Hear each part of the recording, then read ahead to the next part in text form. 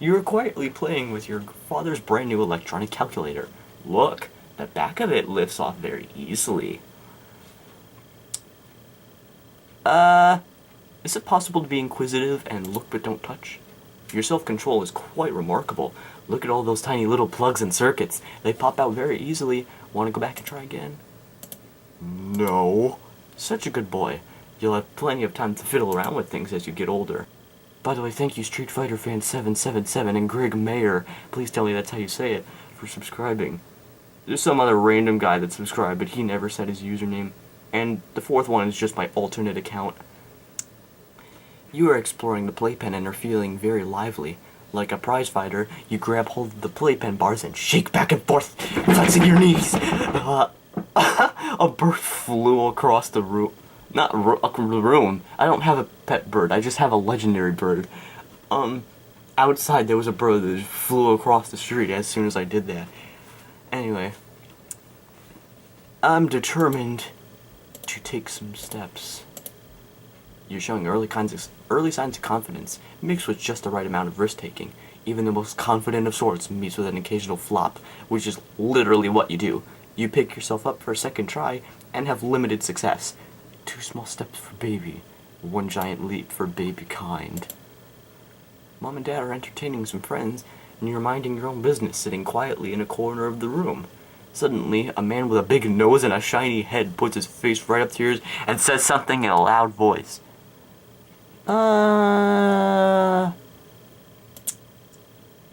He's probably a pedophile. You give him a right to the schnoz, which feels rough and oily. You're terrified, and he thinks you're playing with him. Fortunately, your dad spots him and ushers him back to bother people closer to his own age. Where was this anyway? His convention? You're sitting in your high chair eating your lunch, which consists of crackers, strained peas, and a mug of milk. Gross. It doesn't really say that, even though you can't read this for... jerk be nimble. You're just learning how to eat with utensils. In case you can't tell, you slowly get older in this stage after a while. I'm curious to try to use the spoon. Or my super duck plastic drinking cup. No, I'm a man. I must use the spoon. First you put the back end of the spoon in your mouth. You then lift the cup with both hands and try blowing through the spoon as if it were a straw. Nothing happens. When have I ever used a straw? At this time in my life. Keep playing with the spoon and cup. Curiosity and persistence are early signs of an inventive personality. One day during late childhood, you may find yourself attempting to rewire the electric hairdryer and have a shocking experience. For now, you place the spoon inside the cup and tip the high chair tray forward? Well, what's worse? I don't know, making a mess or making a bigger mess? Sure, make a bigger mess! Daredevil acts like this will probably not be very uncommon in your life. Please try to approach them with at least a concern for your own well-being, if not for the well-being of others. After 3 close calls, the spoon and cup spill all over you. You suffer temporary physical distress, mild, because you have to be cleaned and changed. You make your mother aggravated. Unless that's how you actually spell it, it probably is. While being taken to the park, your dad meets an old college buddy who's wheeling a baby about your age. As the 2 dads talk, you casually begin to eye the baby into their carriage. Oh yeah. It's inappropriate. So I'm just gonna be indifferent and do nothing. Snob, you're able to get away with these terrible manners now, but soon you'll find that one must learn how to socialize properly. When will you guys realize that you're yelling at an infant? This is what I mean. The game sometimes just explodes at you for no reason. Okay, I'll become friendlier. It doesn't work. Jeez, this kid is a crybaby in all caps. You're learning that sometimes, no matter how nice you are to some people, they just don't appreciate it. Your dad moves you away from the other baby and gives you a cookie to keep you occupied. At least he appreciates your empathy. I'll admit, it's one of the most sarcastic and awesomest results you can get in the game. Up until this point in life, Weasley Wabbit, your stuffed toy, has been one of your best friends. And yes, Weasley Wabbit is actually how you pronounce it. I'm not talking like a toddler. You take him everywhere with you, but he's beginning to get on in years. One of his ears is torn off and a recent eye injury has made his face look a little lopsided. Can you imagine being an actual stuffed animal like that? Just having your eye socket pop out like Zero from Kirby's Dream Land 3? Anyway, it is suggested that Weasley should be retired. I'm retiring. You wake up one day to discover Weasley has moved from the place where you last spotted him. I must seek information, and I am suspicious. You confront Mom with the fact that Weasley was not in the spot where he was last deposited. She claims to have not seen him either. I'm not satisfied with this answer. Wisely, you persist. This time she tells you that Weasley left just because he wanted to be with friends who were more like him. She tells you next week you'll have a new visitor, a brand new friend who will be just as nice as Weasley. Just to be safe, I'm going to be satisfied, even though I know what the result is. It is unfortunate that little children are so naive. You will get a new doll, but it is clear that your mother has made a terrible mistake. Weasley has just been assigned to a spot on the bottom of a pile of trash at the city dump. Life is tough, and this is only the beginning.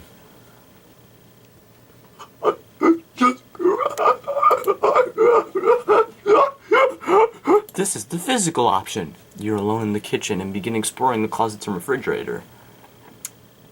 I'm curious but cautious, and I'm going to move toward the pantry. I think it's actually possible to die early in this event. If you go to the refrigerator and drink a poisoned drink or something like that, not purposely poisoned, but I don't remember what you drink, but it's something you're not supposed to, and I think it actually kills you at an early part of the game. You have a grand time examining and smelling many of the items in the kitchen. You're young, but you've obviously learned that many things can hurt you if you put them in your mouth, like razor blades. You should know that some of the other choices could have led to your early death as a result of accidental poisoning. I was right. Your judgment is superb and will help you later in life. And don't start telling me that's another way to spell judgment. What right do you have? You can't read the screen, idiot. You're touching something smooth and shiny. You pat it with your hand a few times. I'm confused, but I must keep touching. It's flat and a little cool. Wait a minute. There's a baby in there. Who's that baby? I think it's a mirror, so it's me. That's right. You're looking at yourself in a mirror. Isn't that a beautiful baby? Oh yeah. You really are quite stunning. You're developing a positive self-image. Thank you very much. You're a guest at your friend Billy's house. His mom gives you both a box of crayons and 2 pieces of paper. You know, something is starting to tell me that I'm not exactly a newborn anymore. Draw in general, or draw on the paper. I'm artistic. You're behaving yourself very nicely so far. You draw a pretty picture. I'll give it to Billy's mom to look social. A very strong sign of developing social etiquette. Emily Post would certainly approve. Would I get shot if I said that I seriously don't know who Emily Post is? It's announced to you during a heart-to-heart talk that it's time for you to give up the bottle and drink from a glass like a big boy. Disappointed, but willing to try, so I'ma give it up. Mom understands how difficult it is to let go of an old friend and appreciates your effort. She has a box for you. Open it. Oh boy! A plastic Super Duck drinking cup with bendable straw. Wait a minute, wasn't the drinking cup in a previous, thingamabob? Thingamabob, that's a very intelligent word choice. But seriously, wasn't that Super Duck drinking cup? Previous event is what I meant. Anyway. Whatever. It even has your name on it. Mom tells you Super Duck wrote it there himself. Wait, he's a mascot? Mom is laying it on a bit thick at the moment. That stinks. That would have been my first autograph. I don't know why I keep talking like Hades.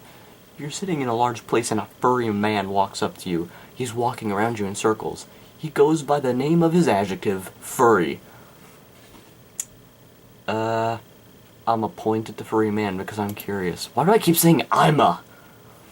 Am I hip or something? Hope not. It'd make me look like a stupid person. That's a good insult. A good self-insult. Yeah.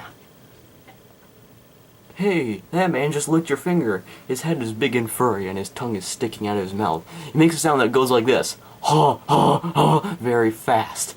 He comes over and sits on your leg. Grab him by the head or push him off of you. Push him off of me, why not? This man is heavy. This is good exercise. He looks back at you while you are pushing him off and blows his nose right in your face. Yeah, in case you can't tell, this thing is a dog. Blows his nose right in your face. Seriously? You're persistent. Maybe I should have grabbed you by the head. Fatty. You're in a large department store waiting in line, and there's an extremely well-endowed woman standing in front of you. She smiles. It looks like she may be an interesting person to talk to. You can get in a lot of trouble if you ask her some questions. Like, something about insulting her husband. It actually gets pretty funny. Oh yeah, Mommy says Daddy's a penny pincher. Are you? And asking some other stuff too will just eventually result in, your mom is too embarrassed at this point. So, yeah, I'm just gonna be shy and quiet. The lady begins to ask you questions. You're shy and a little bit afraid of her. She begins to chat with your mom. Are you beginning to feel more friendly to her? Yeah. Son of a gun, which question would you like to ask her? Oops. Okay, what you really say is, I can't pinch a penny like Aunt Edna. Can you do that? Anyway, I guess it's not. Okay, Mom said that Daddy has a thick skull. Do you? I got those two things confused. Okay. Do you have a doggy? She tells you, no doggy, only a cat. You inform her that Daddy said that's what they cook in the restaurant on the corner. Perhaps you're interested in asking something else. No, I'm not. How is that embarrassing for your mother?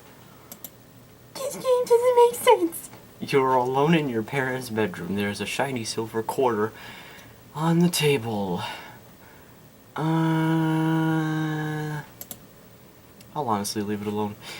This might have been a tough decision for you. At your age and even sometimes into adulthood, honesty is often less than clear-cut. You might have figured that you had nothing to gain by stealing the quarter. You were right about that. You've gained in the trustworthiness category. Let's see. There's still a lot. Daddy says, it's time to go to bed.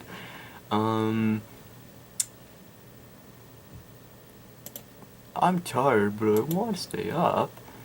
Dad explains how tired you are and what a busy day it will be tomorrow. The same old line. He offers to carry you. When you get to the bedroom, you can...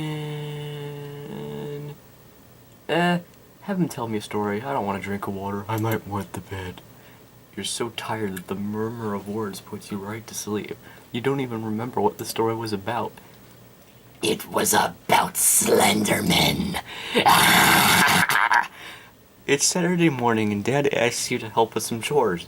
The Super Duck cartoon hours have begun. Super Duck this, Super Duck that. My God, swoon this, swoon that. Okay, I'm helpful. I'll go outside and help.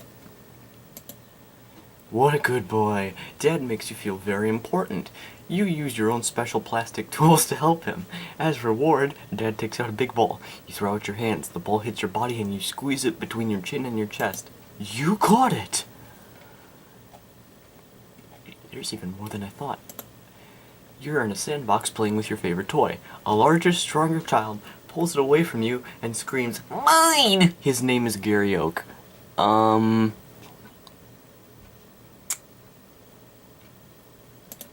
I'm anxious for an adult. You begin to get up and run for an adult, but the bully grabs you and pulls you down. He bites you hard on the leg. Kick him! You miss him. Oh no. The bully scratches you and pulls your hair. He makes your face and arms bleed. His mother sees him and doesn't even spank him. She is the lenient type who doesn't believe in punishment. Rage quit!